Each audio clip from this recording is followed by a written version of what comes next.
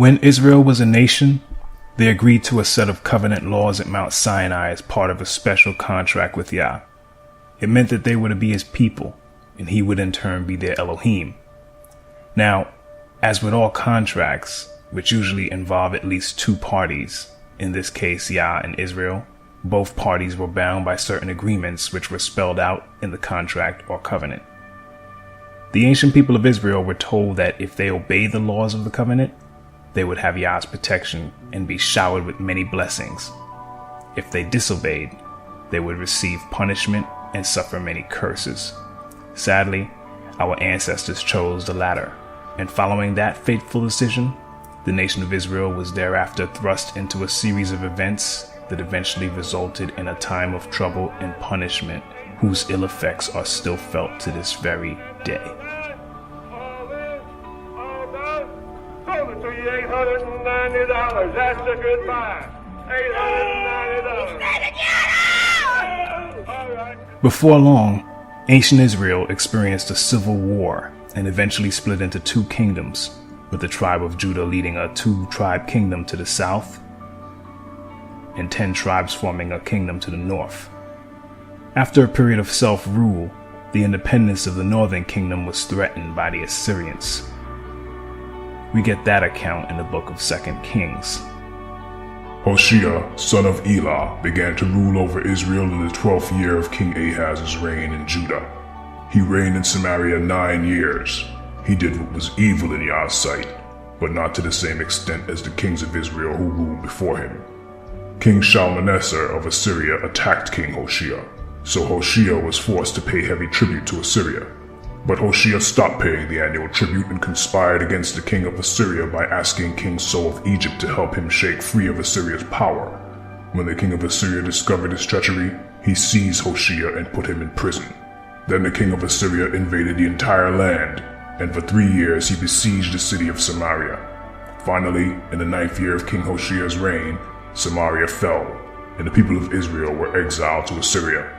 They were settled in colonies in Halah, along the banks of the Habor River in Gozan, and in the cities of the Medes. This disaster came upon the people of Israel because they worshipped other deities. They sinned against Yah their Elohim, who had brought them safely out of Egypt and had rescued them from the power of Pharaoh, the king of Egypt. They had followed the practices of the pagan nations Yah had driven from the land ahead of them, as well as the practices the kings of Israel had introduced. This gives us a good picture of why the northern kingdom was punished by being exiled to Assyria. But later, Judah, which was the only kingdom left, also ended up doing that which was not right in the sight of Yah. 2 Kings chapter 24 informs us that the last independent king of Judah, Jehoiakim, reigned for 8 years, practicing evil before Yah unleashed the forces of Babylon on the kingdom of Judah, which ended in that nation being led away captive as well. 70 long years of captivity was experienced in Babylon, and the ancient Israelites witnessed the fall of that empire and the rise of the next. After the 70 years had expired, the new Persian king, Cyrus the Great, allowed the people of Judah to return to their homeland and rebuild. This event was recorded in the scriptures.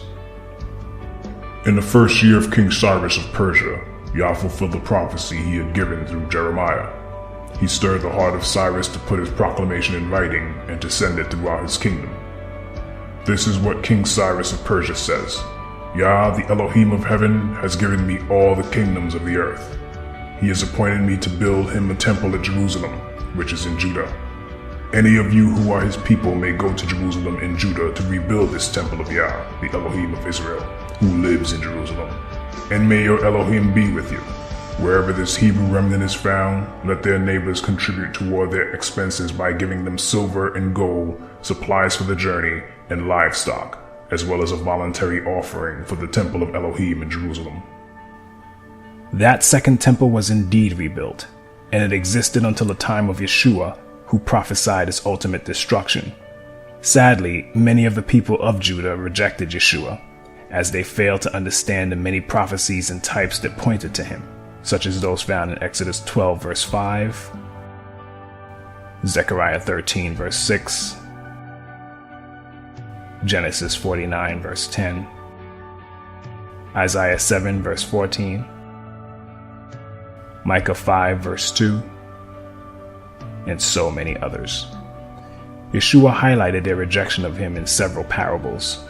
A notable one is the parable of the evil farmers, which can be found in Matthew 21 verses 33 to 46. And in it, Yeshua reveals what the rejection of the nation he was sent to would result in. Following the fulfillment of the parable of the evil farmers, wherein they murdered the son of the vineyard owner, that being Yeshua, and after the rejection of his emissaries, the fate of Judah and Jerusalem was pretty much sealed.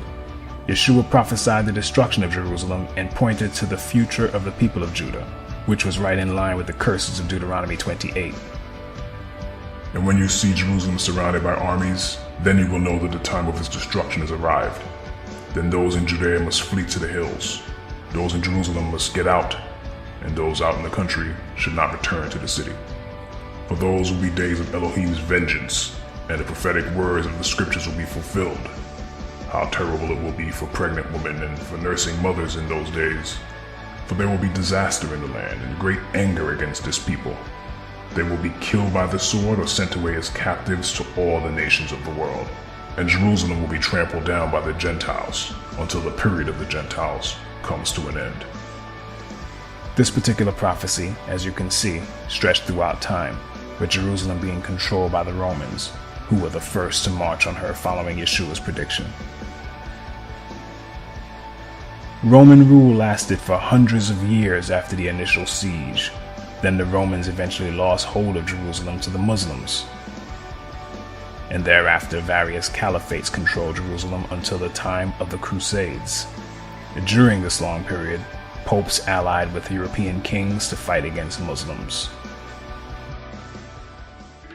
The Crusades were first and foremost an expression of papal authority against the enemies of the Church. The First Crusade was preached by a pope, Pope Urban II, in France in the year 1095.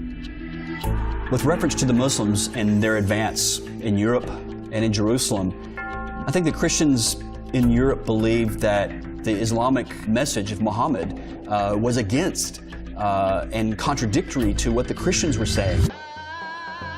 They were worried that this idea could possibly overrun the Christian idea.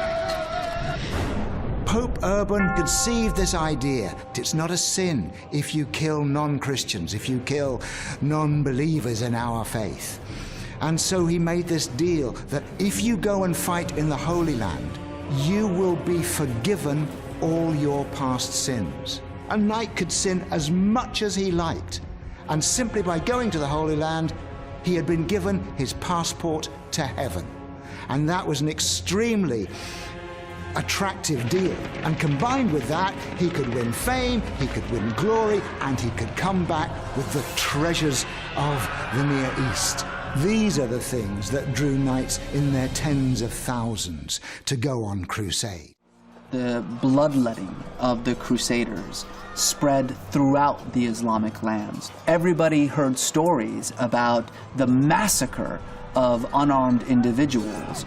It created this intense rage amongst Muslims. In a sense, it resulted in a new kind of Muslim crusade, a desire to raise an army to go back to liberate Jerusalem from the Crusaders as an act of piety on the part of Muslims. I don't think any of those young men, either Christian or Muslim, could possibly have imagined that their struggle could possibly still be playing itself out 1,000 years later in the area that we call the Middle East today.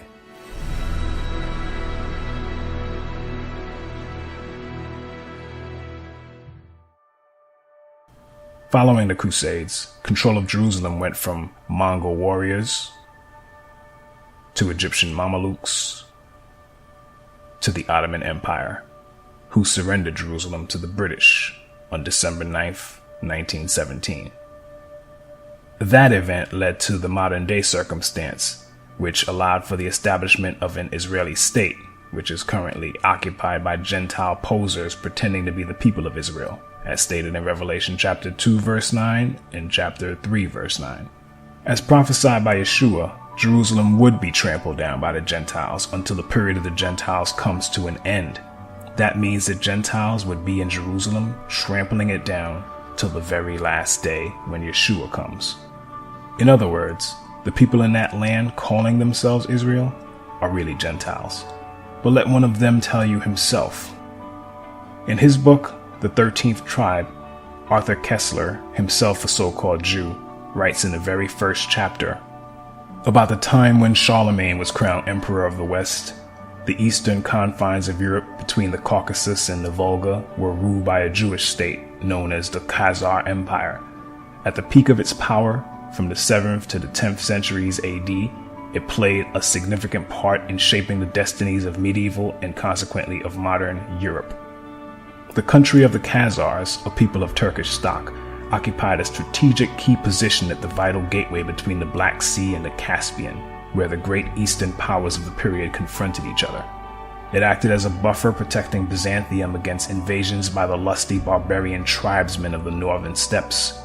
But equally, or even more important, both from the point of view of Byzantine diplomacy and of European history, is the fact that the Khazar armies effectively blocked the Arab avalanche in its most devastating early stages, and thus prevented the Muslim conquest of Eastern Europe.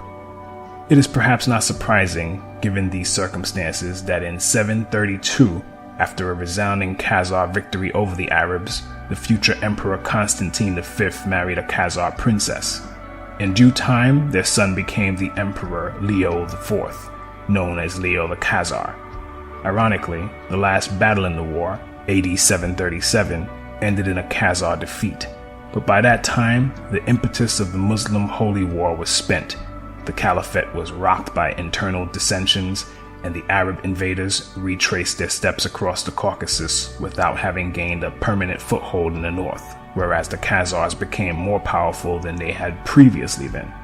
A few years later, probably AD 740, the king, his court, and the military ruling class embraced the Jewish faith, and Judaism became the state religion of the Khazars. No doubt their contemporaries were as astonished by this decision as modern scholars were when they came across the evidence in the Arab, Byzantine, Russian, and Hebrew sources. What is in dispute is the fate of the Jewish Khazars after the destruction of their empire in the 12th or 13th century. On this problem, sources are scant, but various late medieval Khazar settlements are mentioned in the Crimea, in the Ukraine, in Hungary, Poland, and Lithuania. The general picture that emerges from these fragmentary pieces of information is that of a migration of Khazar tribes and communities into those regions of Eastern Europe, mainly Russia and Poland, where, at the dawn of the modern age, the greatest concentrations of Jews were found. This has led several historians to conjecture that a substantial part, and perhaps the majority of Eastern Jews, and hence of world Jewry, might be of Khazar and not of Semitic origin. The large majority of surviving Jews in the world is of Eastern European, and thus perhaps mainly of Khazar, origin.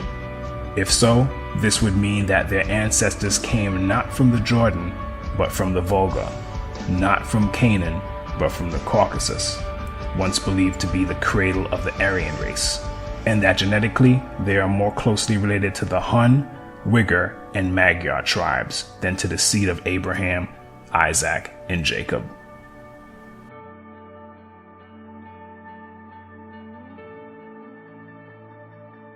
Tell me, what did you mean in the title of your book that the Jewish people had been invented? It isn't a provocation. I meant it. I think that the Jewish people was invented. Like the French people, like the Italian people. You see, to build nations in the modern times, historians started to build to the past peoples. Between these peoples, I think that in the second half of the 19th century, the Jewish people was invented. Shlomo Sand, an Israeli emeritus professor of history at Tel Aviv University, wrote a book called The Invention of the Jewish People, in which he agrees with a lot of what Arthur Koestler brought forth concerning the Khazarian origins of the so-called Jews. Shlomo Sand, who is himself a so-called Jew, points out that the ancestry of most contemporary Jews stems mainly from outside the land of Israel, and they are descended from converts, and that mass conversions to Judaism occurred among the Khazars in the Caucasus, Berber tribes in North Africa, and in the Himyarite kingdom of the Arabian Peninsula. Yeshua said that a certain people would say that they are Jews but are not, and those people are the Khazars and their descendants who are among us today. And the fact that many sources can be found among these people which proclaim their true origins is astounding. On page 226 of his book, Sand writes, another early source attesting to the collective conversion of the Khazars is a Karaite one. In about 973 CE, one Yaakov Kerkasani, a scholarly traveler who was quite familiar with the regions around Khazaria, wrote a commentary in Aramaic on the verse, Elohim shall enlarge Japheth. Genesis 9:27. This is what the words mean. He will dwell in the tents of Shem, which grant him a favor and advantage. And some commentators think that this refers to the Khazars, who became Jews. What is interesting about the quote he cites and agrees with is the fact that they know and believe the prophecy concerning a people who would pretend to be of the tribe of Judah but are truly Gentiles. And they base this on Genesis 9 verse 27, which coincides with Revelation 2 verse 9 and 3 verse 9. What's more, most of the world is buying into this deception, and for the present day Khazarians, that's probably reason to celebrate.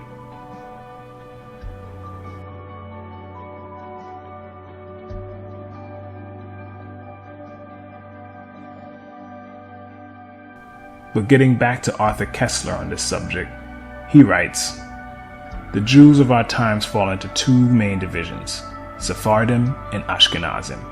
The Sephardim are descendants of the Jews who since antiquity had lived in Spain until they were expelled at the end of the 15th century and settled in the countries bordering on the Mediterranean, the Balkans, and to a lesser extent in Western Europe. In the 1960s, the number of Sephardim was estimated at 500,000. The Ashkenazim, at the same period, numbered about 11 million. Thus, in common parlance, Jew is practically synonymous with Ashkenazi Jew. It should be mentioned that the Ashkenaz of the Bible refers to a people living somewhere in the vicinity of Mount Ararat in Armenia. The name occurs in Genesis 10 verse 3 and 1 Chronicles 1 verse 6 as one of the sons of Gomer, who was a son of Japheth. Ashkenaz is also a brother of Togarmah and a nephew of Magog, whom the Khazars, according to King Joseph, claimed as their ancestor. But worse was to come, for Ashkenaz is also named in Jeremiah 51 verse 27, where the prophet calls his people and their allies to rise and destroy Babylon. Call thee upon the kingdoms of Ararat, Mini, and Ashkenaz. This passage was interpreted by the famous Saadia Gaon, spiritual leader of Oriental Jewry in the 10th century, as a prophecy relating to his own times. Babylon symbolized the Caliphate of Baghdad, and the Ashkenaz who were to attack it were either the Khazars themselves or some allied tribe. So, as we have seen from the words of Arthur Koestler, historically, the Khazars and their descendants do not identify with Shem.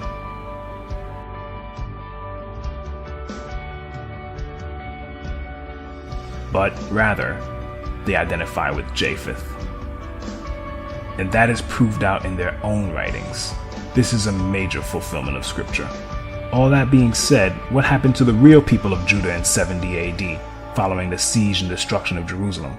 The ones who weren't captured by the Romans and killed or enslaved escaped. But where did they go? First, you have to understand that whenever trouble arose, such as severe famine in the land, our forefathers and mothers were known to migrate in order to avoid it. There are three famous accounts of Abraham, Isaac, and Jacob heading south when famine struck at different periods in each of their lifetimes. Abraham and Jacob went all the way south to Egypt, but Isaac went as far as Gerar. And let's not forget Joseph and Mary, who also fled south to Egypt with Yeshua to escape trouble. These acts are all somewhat prophetic, as they are a major clue as to what happened to the people of Judah following the destruction of Jerusalem. In his book, From Babylon to Timbuktu, author and historian Rudolph R. Windsor, a true Hebrew, writes, in the year 65 BC, the Roman armies under General Pompey captured Jerusalem. In 70 AD, General Vespasian and his son, Titus, put an end to the Jewish state with great slaughter. During the period of the military governors of Palestine, many outrages and atrocities were committed against the residue of the people. During the period from Pompey to Julius, it has been estimated that over 1 million Jews fled into Africa, fleeing from Roman persecution and slavery. The slave markets were full of black Jewish slaves. After the fall of the Carthaginian metropolis in North Africa, Roman power became dominant in the Barbary states. The pagans and the Romans attacked the Jews indiscriminately, both the Jewish soldiers and the uninvolved peaceful population. As a result of this merciless attack, many Jews fled to those parts of Northwest Africa known as Tunisia, Algeria, Morocco, and Mauritania. Many other Jews fled to the areas where Rome did not have any jurisdiction. This was to the region of the south, the Sahara Desert, and the Sudan. Windsor also tells us on page 86 and 87 that more descendants of Judah fled to the west coast of Africa in the 7th century after the Visigoths assumed power and began to suppress Hebrew customs with forced baptisms to Christianity. Windsor cites many credible sources to make his points. Among them is Joseph J. Williams, a 20th century historian who, in his 1930 book Hebrewisms of West Africa, wrote, "Whatever may be thought of the more or less mythological traditions connected with the earliest Jews in North Africa, it is now practically an established fact that a Jewish nation, Jewish at least in faith and perhaps too in origin, long held sway south of the Sahara." Now, while Joseph Williams, who is Caucasian and Jesuit, does provide meaningful and factual info that pertains to the descendants of the ancient Hebrew Israelites, he does so with a degree of reluctance, and the book is written through the lens of what I would call a racist and white supremacist viewpoint. Because despite all the evidence of the true descendants of Judah and Israel as a whole being black, Williams and his sources try to brush that aside and conclude that white Jews, who they blindly claim are the originals, must have somehow lost their color by interbreeding with blacks who thereafter assimilated their culture, for which there is absolutely no evidence. That said, Hebrewisms of West Africa is full of valuable information as regards the wanderings of the Hebrews following the flight from Judea, and it also gives great insight into the further scattering of our ancestors, as certain customs practiced in West Africa by our Hebrew ancestors found their way to islands like Jamaica, Haiti, the Virgin Islands, and many other places following the slave trade. So, having fled their homeland as prophesied, there our ancestors were, charting new territory in Africa and trying to carry on their Hebrew traditions in a new land, but not as savages or uncivilized barbarians. In fact, Rudolph Windsor tells us in his book, "The black Jews had an advantage over the African tribes. They carried their culture, history, laws, and written records with them. This assured them a constant precedent for the development of a higher social organization. Because of the stability of the black Jewish culture, the Jews were not absorbed into the autochthonous or native population. In fact, the Jews absorbed some of the native tribes. The Jews made use of every opportunity. They were an industrious and skillful people. In the Jewish Ghanaian states were found kings, princes, governors, generals, secretaries, treasurers, revenue agents, judges, architects, engineers, doctors, jewelers, sculptors, masons, carpenters, painters of art, goldsmiths, leatherworkers, potters, armorers, saddlers, blacksmiths, agriculturists, etc. The survivors of the Roman siege of Jerusalem were able to flee that terror and carry on in a new land. But the relative peace our ancestors were afforded by escaping to Africa was broken by the Arab slave trade, which affected not only Hebrews, but men, women, and children from many other peoples that were usually of the lowest classes.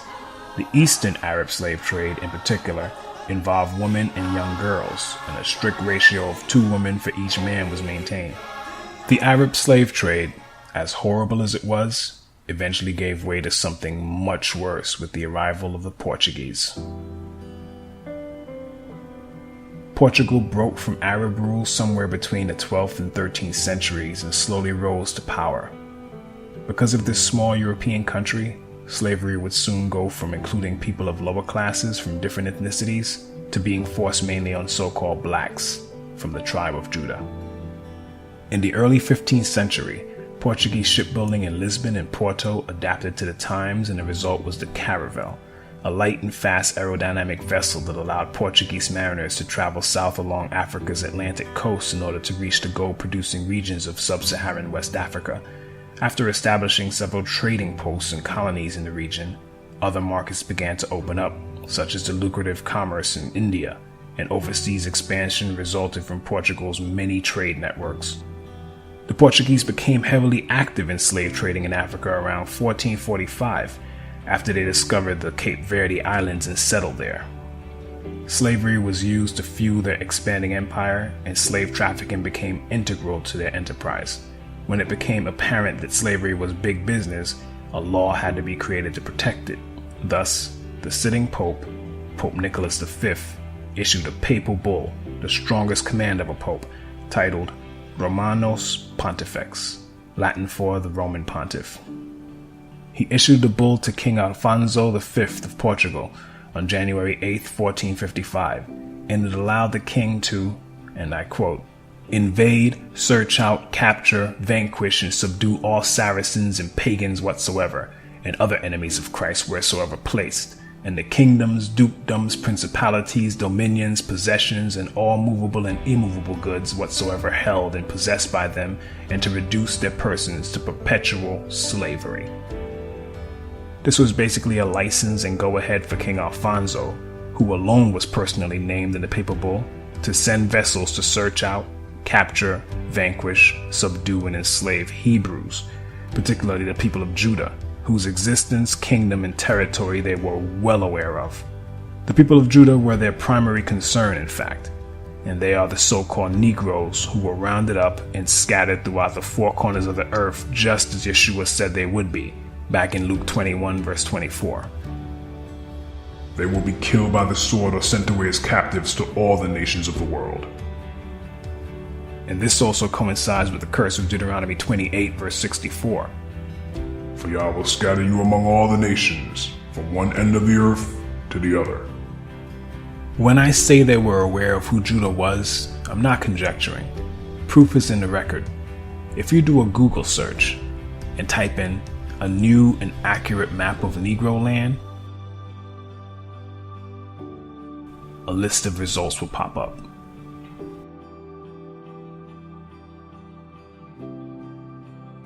As of the date of this recording, Swain.com still works. Click on it and a page will open up showing a 1747 map of West Africa by 18th century English map engraver Emmanuel Bowen. And then click on the image of the map itself. Move your mouse pointer to the area that is now present-day Ghana and click on it to enlarge the map. Click it again and you will clearly see that what is now called Ghana was once the slave coast, which the map maker labeled the Kingdom of Judah, dropping the H at the end. This is where many of the people of Judah were shipped from, like sardines in a can. Yet today, the elites and their paid professors would have you believe that we are Africans or Hamites, when in truth we are Shemites. They themselves know this to be a fact. In Zondervan's Compact Bible Dictionary, for instance, the definition for Ham reads as follows. Ham, the youngest son of Noah, born probably 96 years before the flood, and one of 8 persons to live through the flood. He became the progenitor of the dark races, not the Negroes, but the Egyptians, Ethiopians, Libyans, and Canaanites. They say not the Negroes because Shem is the progenitor or father of the Negroes.